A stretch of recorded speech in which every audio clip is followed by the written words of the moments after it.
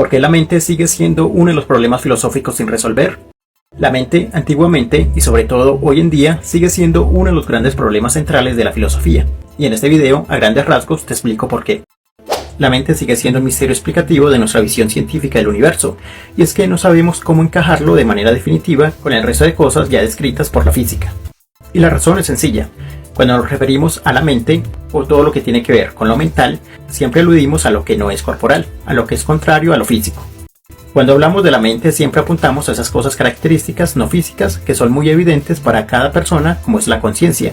Por ejemplo, es innegable que ahora mismo tienes conciencia y experiencia de estar viendo este video, que esa conciencia ahora mismo va acompañada de una subjetividad, es decir, de si esto te interesa o no, o cómo recibes lo que estás experimentando, que solo te atañe en primera persona. Y todo ese cúmulo de sensaciones y experiencias son privadas y nadie más se entera de lo que estás vivenciando en este momento, o el cómo lo haces ahora mismo.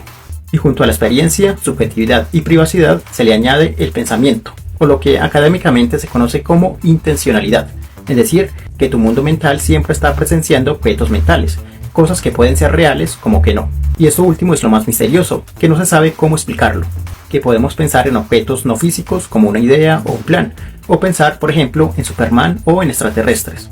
Y sin embargo, esos objetos son reales para la mente, pero no para el mundo material.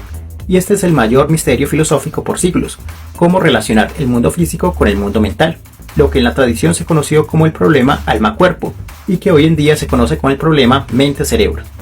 De la materia y del mundo físico hemos tenido explicaciones satisfactorias y cerradas.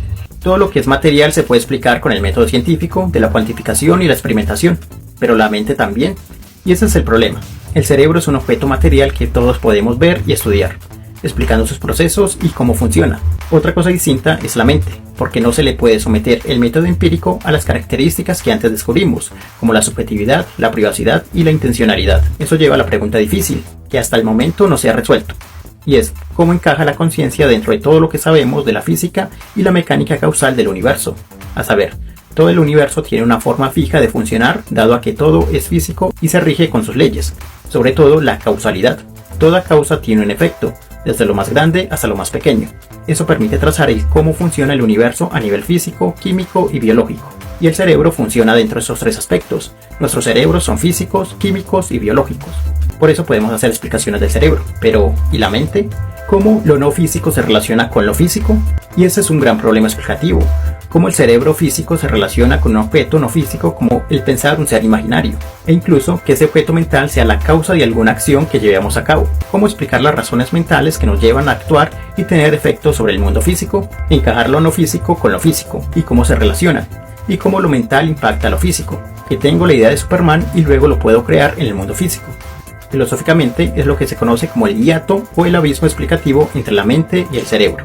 Ante esta incógnita, muchas propuestas se han lanzado para dar explicación sobre la relación mente-cuerpo de muchos tipos, en las que se puede mencionar de que el cerebro causa las mentes, o que la mente se puede reducir a lo físico y es identificable con el cerebro, de que la mente es una función ya programada en el cerebro, o simplemente que la mente no existe y es una ilusión y solo hay cerebro y solo existe el mundo material. Y sin embargo, ninguna de esas propuestas es concluyente y pueden tener lógica, pero también pueden tener fallos argumentales. ¿Y tú qué piensas? Dime en los comentarios qué opinas. Dale me gusta a este video para seguir hablándote sobre este tema misterioso y tan interesante como lo es la mente.